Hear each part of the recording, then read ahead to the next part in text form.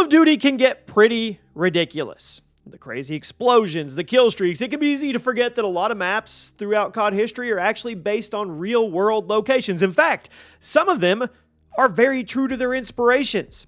Welcome to the channel, everybody. Chaos here. Welcome back to the COD History series. Today, we are taking a trip through COD history and checking out the 10 maps, some old, some new, that are based on real-world locations. So you let me know in the comments which of these maps you actually think plays the best and which one you think is the closest to its real-world counterpart. Drop a like on the video. Make sure that you guys are subscribed with your notifications on, and there's a ton of other COD maps based on real places. So you let me know in the comments if you want a part 2 to this video. At number 10 today, Liberation in Modern Warfare 3 from 2011. Now, this map was released for Modern Warfare 3 as part of the first batch of DLC content, and as far as DLC maps go for the game, it's actually one of the most memorable ones. It took place in Central Park in New York City. It was a pretty accurate recreation of the real-world location. There's iconic elements of Central Park here, the bridge in the middle of the map, the fountains, and of course, the New York skyline in the back. There's also some fun Easter eggs around the map, including at the gazebo, where the "You Mad Bro" is sketched into one of the support beams, just in case you forgot this game came out in 2011. There's also a billboard for a fictional action movie called One Bad CPA, which, frankly, that is a movie that I would go see. And I'm pretty sure there may have been a Chaos Easter egg video that we did on Liberation as well. At number 9, Terrace in Advanced Warfare. Pretty obvious. Terrace is one of the most memorable maps from AW because of the visuals and the gameplay, but as many of you probably already know, it is based on the Greek island of Santorini, which I actually went there last year. Amazing. I can't even begin to describe how picturesque that island actually is in real life, and it's known for its breathtaking landscapes and the tourist attractions. Thankfully, if you visit Santorini in real life, you won't find people bunny hopping from rooftop to rooftop. They won't be spraying ASM-1s at each other, but Sledgehammer did a great job at capturing the energy of the real-world location. In fact, looking at the gameplay from Terrace in Advanced Warfare, it can be easy to forget that this game came out in 2014. That's right. I mean, what is that? That's a decade ago. Say what you will about Sledgehammer's COD games. They always knock it out of the park with their visuals. It's an awesome map, and it was a great recreation of its real-world inspiration. At number 8, Piccadilly in Modern Warfare 2019. I know nobody likes this map. In fact, most people hate it, and you shouldn't like it. But if there's one thing the map did well, it did capture the energy and the vibes of the real-world inspiration. The Piccadilly Circus in London's West End. Circus is a historic area opening all the way back in 1819. It evolved over the years, lots of different vendors, the iconic theater, the pavilion, and a lot more.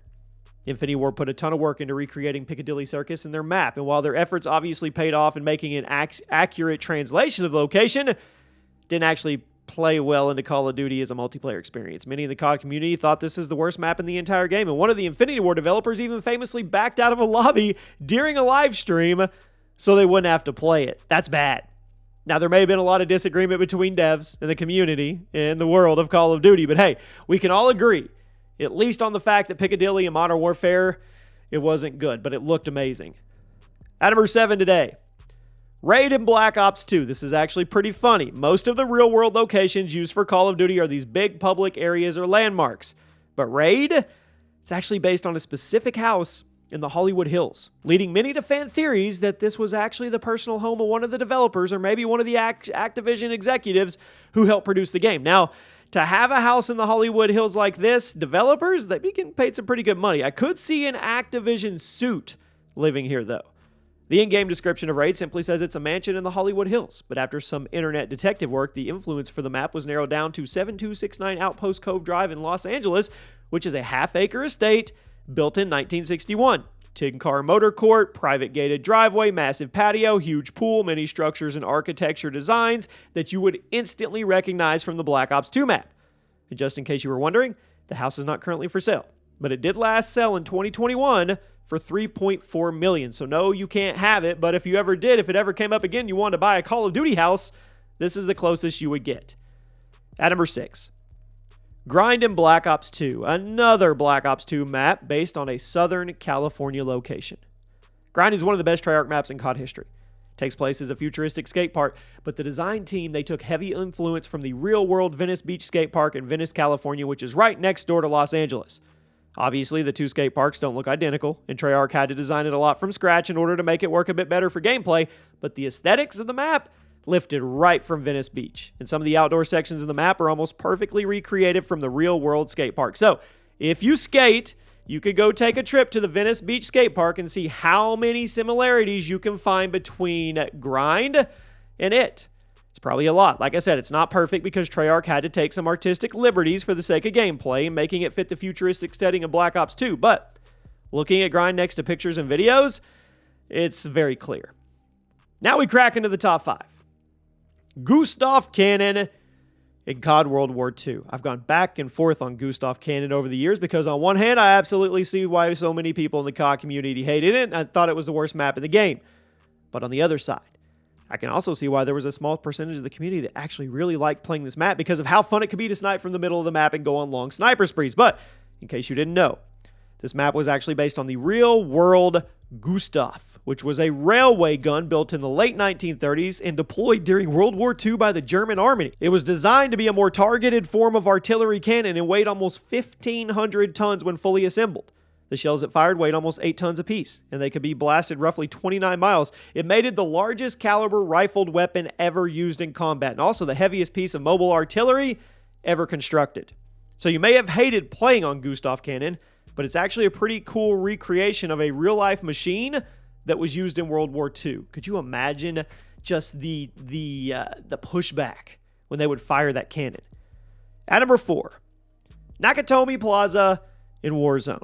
I know this one's kind of cheating, but remember back to Verdansk when they added Plaza from Die Hard to the map? For those who somehow haven't seen Die Hard, this plaza is the name of the big skyscraper that had the bad guys locked down during a Christmas party, and as part of a big event, the Warzone team added the building to a Warzone map for a limited time. But what a lot of people didn't know is that Nakatomi Plaza actually exists in real life. You can go visit it right now. The real-life building was formerly known as the Fox Tower, and it's now known as 2121 Avenue of the Stars and is located in Century City, Los Angeles. It's been basically unchanged since Die Hard was filmed, and it looks identical to the version put on the Warzone map. So, how many of you actually played Warzone during this event? I mean, honestly, I'd love to see a full 6v6 Call of Duty map called this, and it's probably not going to happen. It would be cool. And yes, Die Hard is a Christmas movie. At number 3, Eagle's Nest in Vanguard. One of the best launch maps in Vanguard, at least in my opinion. It was actually based on a real-world location that was also called Eagle's Nest, and it was a key location during the Second World War. Located at the top of Kelstein in Germany, the Kelsteinhaus, I think that's how you say it, Kelsteinhaus, which means Eagle Nest in English, was a building that it was extensively used by high-ranking members of the regime during World War II, and today it's open seasonally as a tourist guide and beer garden. Yeah, a beer garden. The recreation of it in COD Vanguard is actually pretty accurate to its real-world sites and landscapes. It lended itself pretty well to a 6v6 Call of Duty game. Now, I may not have the highest opinion of Sledgehammer COD games, but they always nail it with their map design and environments. And Eagle's Nest, I mean, it's another example of that. I see you guys in the comments telling me I diss Vanguard too much, so this one's for you guys. At number 2, Sideshow in Advanced Warfare. Who remembers the Clown Motel map? Were you hoping that this wasn't a real place? Well, it sucks because it is. Sideshow is a DLC map for Advanced Warfare where you did battle around an abandoned clown-themed motel in Wyoming, but it's actually based on a real-world clown-themed motel located in Tonopah, Nevada. The real-world location is known as the Clown Motel, still open to this day as a tourist attraction and a working museum. 33-room motel, opened in 1985, decorated with over 150 clown statues. Now, over the years, the museum portion of the motel has expanded to over 4,000 pieces of clown memorabilia. And did I mention the original owners are buried right next to it? Yeah, this place is most definitely haunted. I'm not sure who would want to go visit a clown motel, but if you do, you can head to Nevada right now. And at number 1 today, Resistance in Modern Warfare 3 2011. We started off with Modern Warfare 3. We end with Modern Warfare 3. One of my favorite old school Call of Duty maps. Widely seen as one of the best maps in the OG game. And as some of you probably know, it was accurately based on the place Delita in France. Hope I said that right. Delita. Modern Warfare 3 was largely themed around a Russian invasion of Europe. So a lot of the maps took influence from real-world locations around France and the UK. But Resistance is one of the few locations that actually recreated one-to-one for the most part.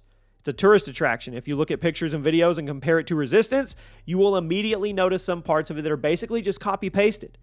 Interestingly, though, Most Call of Duty maps that try to copy and paste real-world locations don't turn out well. I'm looking at you, Piccadilly. However, Resistance worked amazingly in Modern Warfare 3, largely thanks to the artistic liberties Infinity Ward and Sledgehammer took when placing the real-world parts together. I'm still of the opinion this is one of the best maps in the entire Modern Warfare subseries. Let me know if you agree or disagree. And there you have it, my friends. Let me know some real-world based ones we didn't put. And I know Hijacked is out in the ocean, and the beach one, I can't remember what it's called. There's a lot that we didn't mention. We could also do a part 2. You guys let me know, and I'll see you soon.